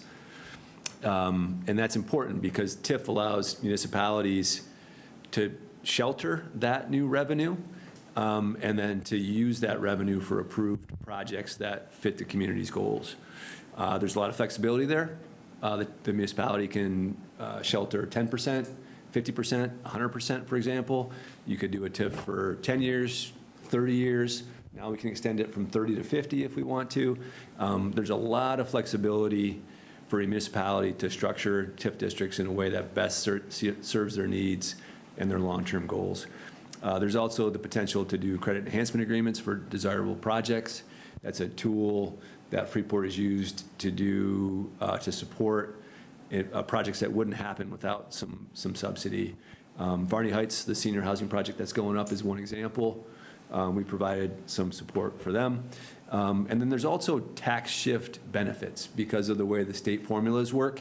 When you shelter revenues, you avoid paying taxes on that value to the county and the state. And we'll show an example of that tax shift, that avoided taxes here. This is pretty dense, I recognize that, but these are the documents that came right out of the Village Corridor TIF. We had a call with Bernstein Schur, our attorney there. The underlying formulas that result in these calculations haven't changed since we did it, so this gives you a pretty good proxy for what how a new TIF district would provide tax shifts. And so this is one element of that Village Corridor TIF. And essentially in 28 or 29, a few years down the road, we're talking about a sheltered value of about $40 million, which will generate tax revenue of $543 on an annual basis. But because that $39 million is not on the books for the state and the county, the town actually avoids paying $86,000 in taxes that we otherwise likely would be paying. So using TIF to fund projects that you're going to do anyway gives you an advantage. That's roughly 15%. That otherwise, that new revenue would be sliced up and go to the county and go to the state. So there's some real horsepower and a lot of value for the taxpayer if we structure these things in the right way to support projects that we were going to do anyway. That's the takeaway there. And then again, there's a lot of local control over how these things are managed. The term, the size, what parcels are included, what the eligible uses are for the revenues. And then the council has continuous control on an annual basis. These funds are allocated through the capital improvement plan. So just because certain things are in the TIF, it doesn't mean that that's locked in forever. Each council and the taxpayers through elections have the ability to influence how these things are used. So it can be amended as well, which the town did, I think, 3 times with the Desert Road prior to the most recent extension. So there's flexibility to use these. It's important to understand that some of the projects that we've identified the cost of those projects exceed what we have in hand with TIF dollars. For example, the VCI improvements I mentioned, the total price tag, not that we would do everything at once, is over $27 million today. If you look at the TIF funding on the left, that's a table. The orange is the new Village Corridor TIF, 20-year run, and then the green is the Concord Gully TIF from the L.O. Bean headquarters. It's about combined, a little bit over $1 million a year. And then you look at the right, and what those 3 colored blue, orange, green, what that shows is how, so far, we've talked about allocating those resources. So blue is economic development, staff, grants, incentives. The orange is a new benefit that we're tapping, which is the administrative cost to manage these projects. So those are, that orange represents offsets to Sophie, Earl, Jessica, myself. So again, we're using advantaged funds that are discounted from a tax base to fund what we would already do. And then the green is what's available for infrastructure, which is over 20 years, is about $12 million. 27 million less 12 million shows that we can't do the whole VCI wish list with just our own resources. We're going to seek DOT matches, but the community has other needs. So the takeaway from this slide is that TIF is a great tool. Freeport's used it pretty well, but we have needs that we can't fund without going back to the taxpayer and saying we're going to bond this or the general fund has to go up. So that's the takeaway from that. And so the opportunity that we're talking about tonight really is about how we leverage new development in the village and downtown corridor to fund capital-intensive community needs. So we've got projects on Depot Street, Maine Beer Company's looking at an expansion. How do we use that to do something that we already wouldn't do? And a great example off the shelf is the public safety building upgrade. That's going to be, I don't know if it's going to be quite 20 million bucks, but if you throw debt service in, let's use the number of 25 million. The statutory cap, this is getting kind of in the weeds now, but this is a pretty compelling point. And this came out of the call with Bernstein Sure, that the statutory cap on TIF funds for public safety buildings is 25% of the captured assessed value within a district. And what that means is if we can create a district that generates $100 million in new value, that can fund the public safety building. If the council wanted to put all their eggs into that basket, you could TIF all of that $100 million, and you could use that to fund the public safety building, which we otherwise would do anyway, I think. It's being planned. We need it to be able to provide the level of services. So this is the power potentially of this tool. And then the goals for tonight really are to get some input on the investment goals so that we can come back at the next round of this discussion and model out some revenues, show some more specific tax shifts, talk about in greater detail about the target geography of what we want to include in the district, and then really start to dial in hopefully the makings of an application to the state, which we want to get hopefully done this fall. That allows us to then go through the state process, get stakeholder input, do all the public engagement that we need to do. So that's the goal tonight, is really start to hone in on how to allocate staff work and how to prioritize. The good news is that downtown districts or TOD districts are advantaged by the state. They're exempt from land and valuation caps at 5%.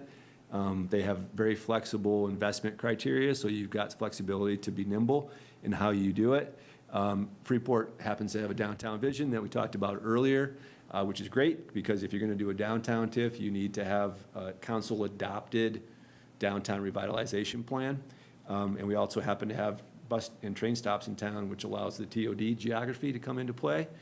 So we're pretty well positioned to TIF some highly valuable areas of Freeport without bumping even close to the caps of 5 or 10%, which is great.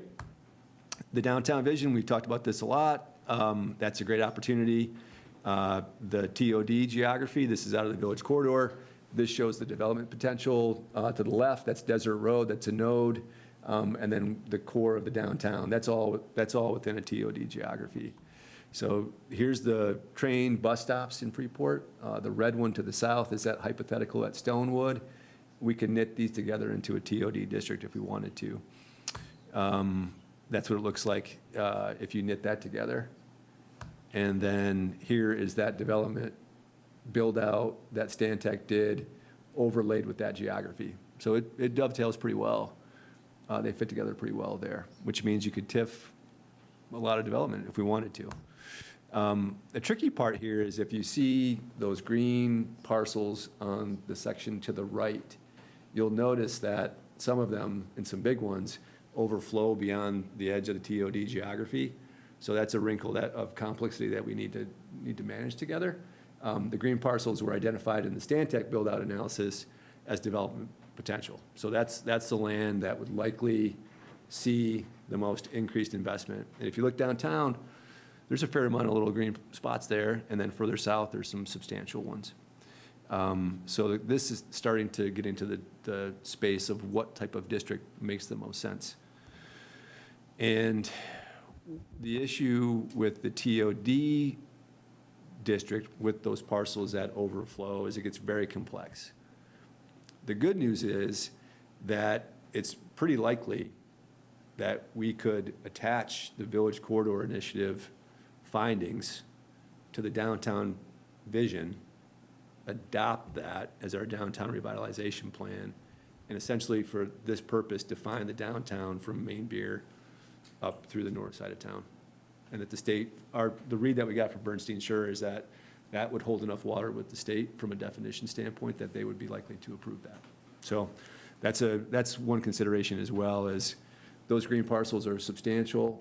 You know, Stantec has those parcels absorbing a fair amount of development in a way that is good for our traffic pattern.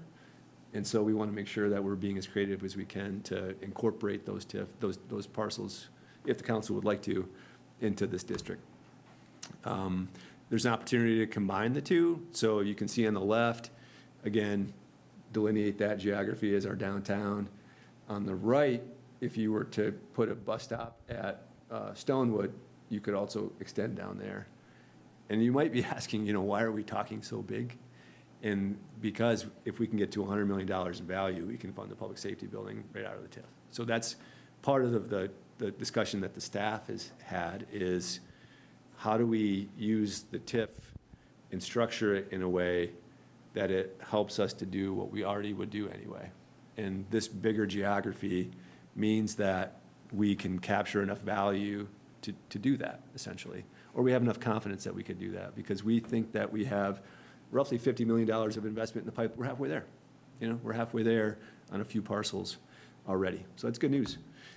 So the findings, to summarize it before we take questions and have a discussion, you know, town staff, the town has identified, you know, pretty significant capital investment needs for public safety and other facilities. The state statute, like we've talked about, allows 25% to go for those uses of captured assessed value, which is pretty compelling. We have the ability to define our downtown district in an advantaged way for what we're trying to accomplish. And it can include all the development area that we want to see, which is all a short bike ride or a walk into downtown. We've got a pipeline of projects that make this compelling and actionable now, whereas last year it was too preliminary. And then also, you know, we're a minimum receiver municipality from a school formula standpoint. That tax shift that we saw, that $86,000 on $39 million in value, that includes zero shift to state aid.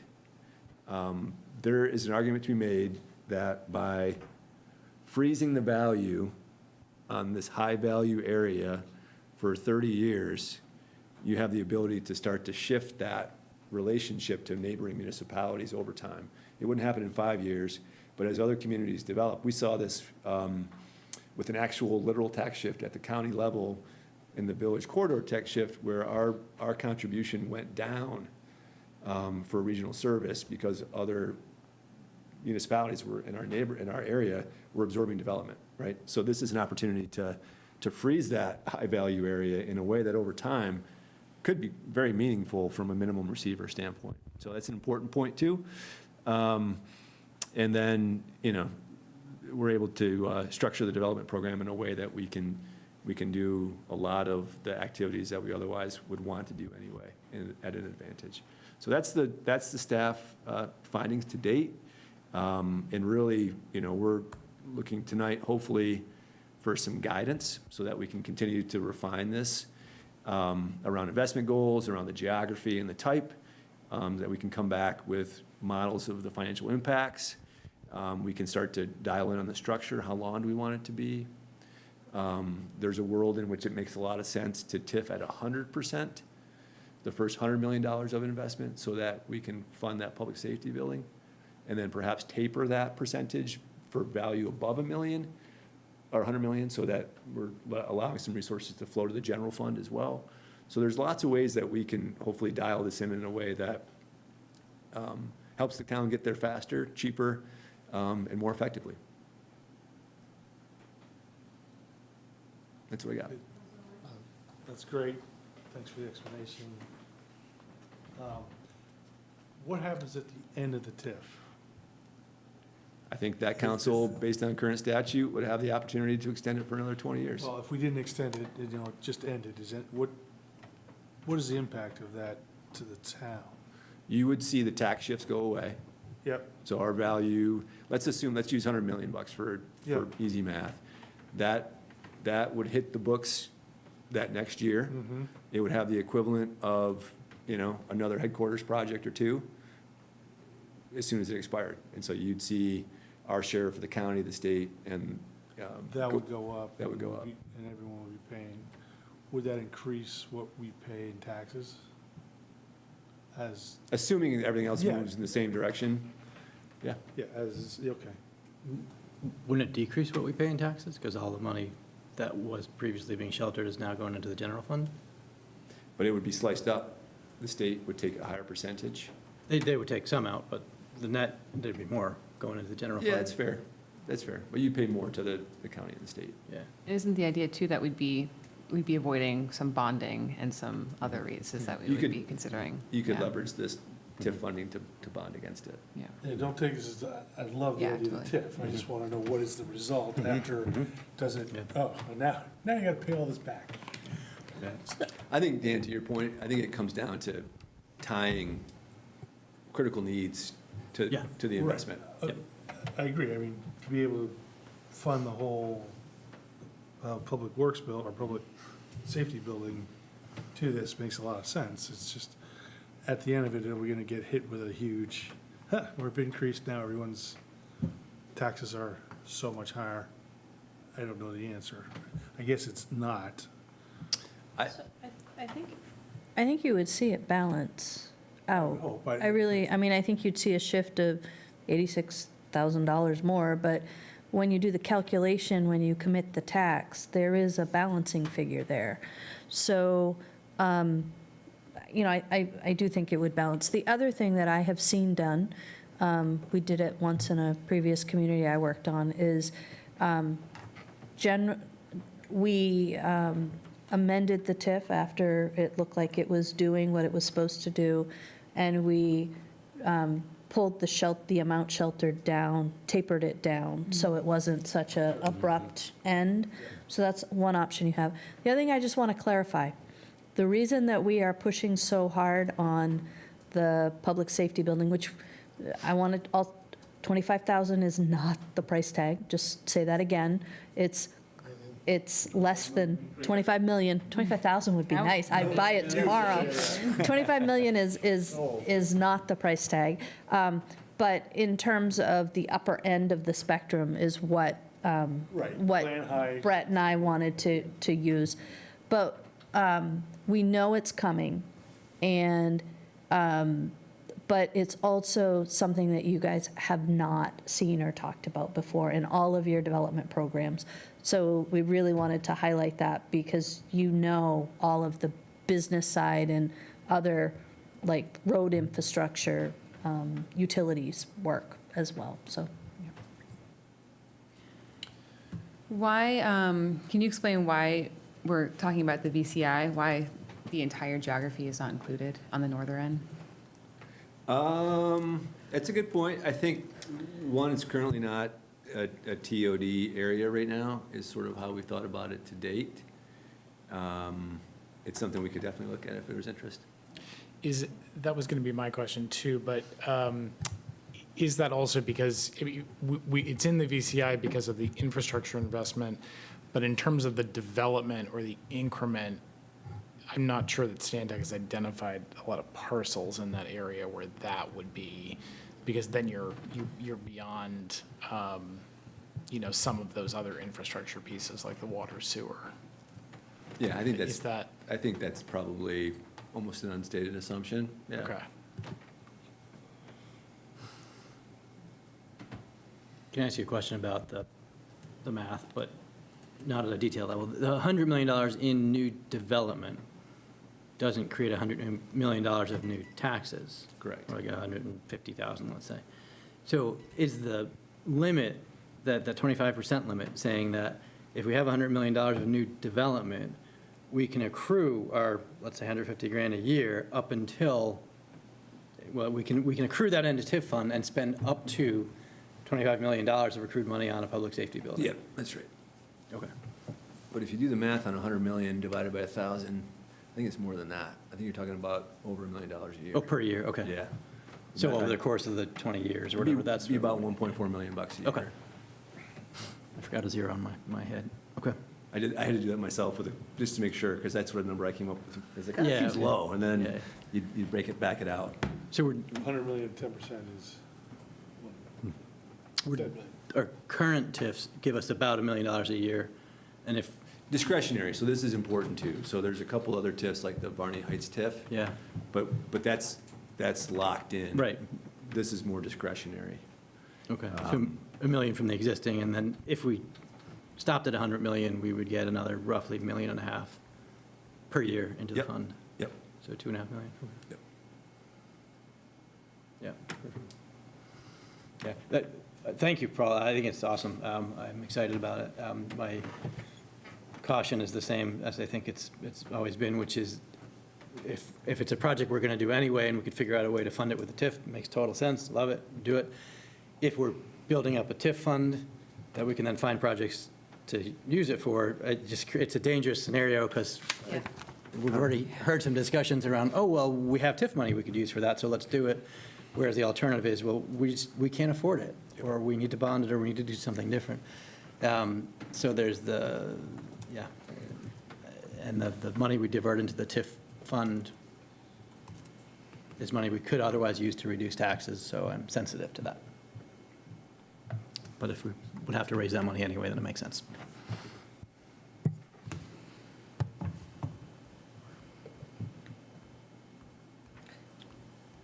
Any other thoughts? Just to follow up on my question about the northern portion, would it be possible to explicitly ask Stantec their reasoning on whether to include it or not? Sure. Thanks.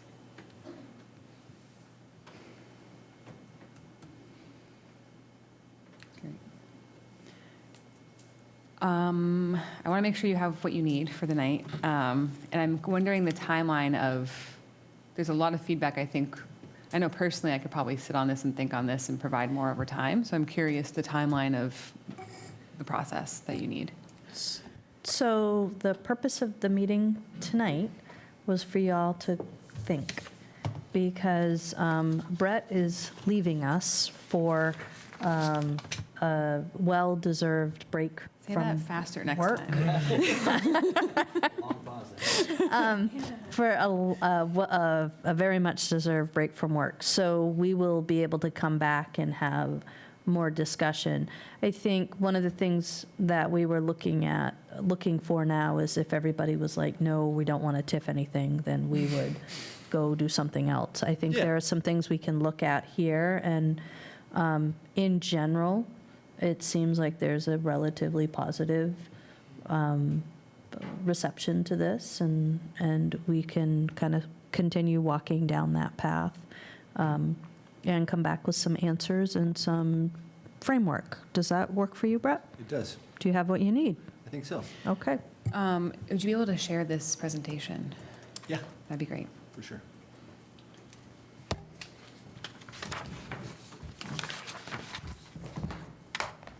Thank you all. Thank you.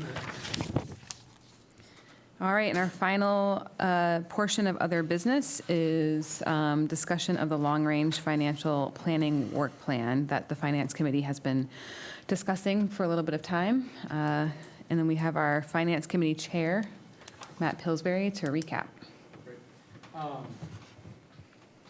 So this was born out of the last few years of going through the budget process and feeling like we were making small dollar decisions because those are the ones that were in front of us and that we could sort of debate and understand the impacts. And realizing that unless we did some comprehensive analysis around service levels and things of that, it's harder to decide to make larger adjustments up or down in significant areas of our operations, right? So we go through a pretty comprehensive process, and this is just going to allow us to be positioned next year as we go through the budget process for next year and the following year to be ready to have some bigger discussion points around the town operations and services that we provide and why we do that and to what impact.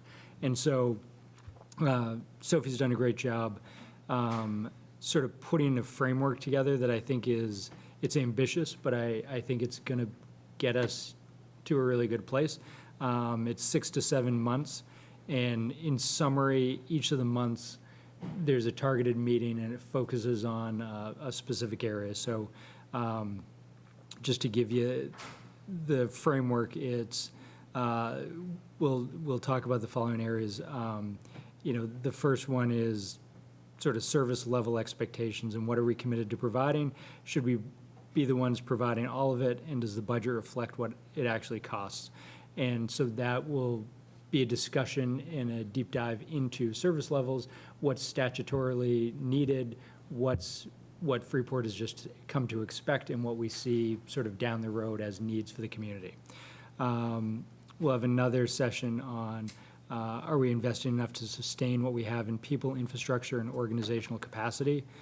Another session will be on how should services be funded? How do we allocate costs fairly? What's the bar before we commit to something new? We'll also take a look at where regional partnerships make us stronger and what terms make sense for Freeport. How would we go through the process of evaluating, a regionalization approach where control might be limited, but we might leverage other resources at a lesser cost to our community. And then we'll do some sessions to kind of wrap things based on the data that we've discussed. What direction are we looking to go, and what does that actually require of us, and what is the framework that we've created? How does that enable decision-making as we go forward? So it gives us the data and sort of a roadmap for how to assess our budget in the future years. So I think it's something that's been sorely missed, and allows us to make better long-term decisions for the town. So that's it at a high level. Still in the draft and framework planning process. You have the document. I suggest taking a quick read through it. It started off as like, 30-something pages. Now it's like a tight 9. But it reads quick, and I think it'll give you a really good sense of what we're trying to do here. Obviously, we want input and thoughts, but I do think this is, for me personally, it's going to allow us to look at this in a targeted and holistic manner and not just reacting to a number on a sheet of like, geez, why are we spending so much on overtime for the fire department? And that's an abstract question that needs to be rooted and grounded in some data and understanding. And we haven't been able to get to that level. And I think this is going to be really helpful. So that's it in a nutshell. So I just want to say you did a great job, but. I read your notes. Yeah. This is a draft document. The Finance Committee is still refining it at their next meeting, the final plan. I think the point here was to make sure you were aware of what the Finance Committee is kind of undertaking, and also the idea that the proposal is the Finance Committee would be the main body doing this with counselors. As you get information on every Finance Committee, you would be able to come and participate as you wanted to. And there's a bit of a to be determined as to where this leads us. I think, we'll be in a better place, but I can't specifically say that at the end of January, this is exactly what we'll have and what it'll tell us. But I think this is a better way for us to approach some budget discussions and the feedback we've heard from the community saying, be mindful of spending, but the only way to do that is to really understand all aspects of what goes into the budget and the expectations that the community has and those services that are provided. So. I think one thing I'm really interested to learn is mandatory versus not, and having that as a baseline of what we are required to provide as a municipality. Well, that and how we want to dip our toes in the regionalization efforts, because there are pros and cons to it, and I think we just need to go in eyes wide open as to what we're getting and what we might have to give up. Absolutely. So. Yeah. Any questions, Councilor Smith? I don't think this is explicitly a part of this process, because I think this is much, this process is much higher level about the service level and how is it being funded. I do think, and I know fees are sort of mentioned in here, but I think one of the conversations that's also been missing from the budget really is that overall fee review of, and it came up today specifically related to Harwood parking, for example. We have a tendency to just sort of let fees roll along without actually looking at whether they are covering the services that they are supposed to cover. And the result of that is that if they're not covering those, we're just shifting those onto the general fund and to the taxpayers rather than having the particular users of those services bear the weight of those services. So there's the fees themselves and whether those are appropriate and whether that could be a larger source of revenue than it currently is. But then I also think there's the question that we get asked a lot, which is to waive some of those fees. And I think as much as we often do that because it seems like a really good thing to do for whatever the organization is that's asking us to do that, every time we do that, we are also further shifting that cost back onto the taxpayers rather than the actual users of those services.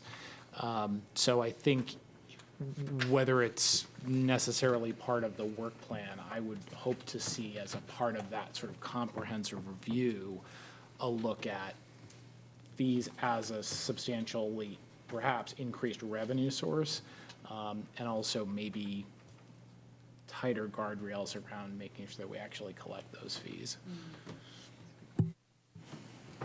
Great. Yeah, I think it's a good point. I think it's sort of in parallel. I mean, the Finance Committee has undertaken a fee review process as well, but it's also, I think to your point, it's really understanding, like, we could have had the same discussion without understanding the lease cost that the town pays for parking down at the wharf.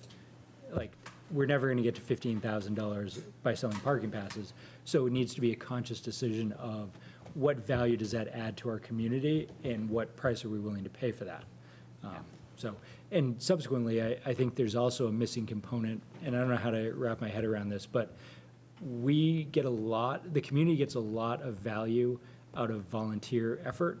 And I think that it would be helpful for our budget discussions to put a number to that effort, because our town is operated by great staff and great volunteers, and like, I can't give you a number to that, but if we had to pay for all the things that volunteers do for our town, it would be a significant impact to the bottom line, or a significant reduction in services.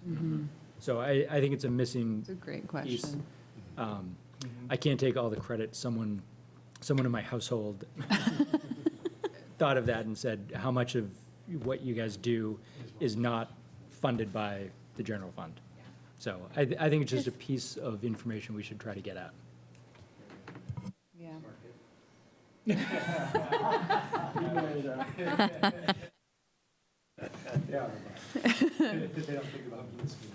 Not yet.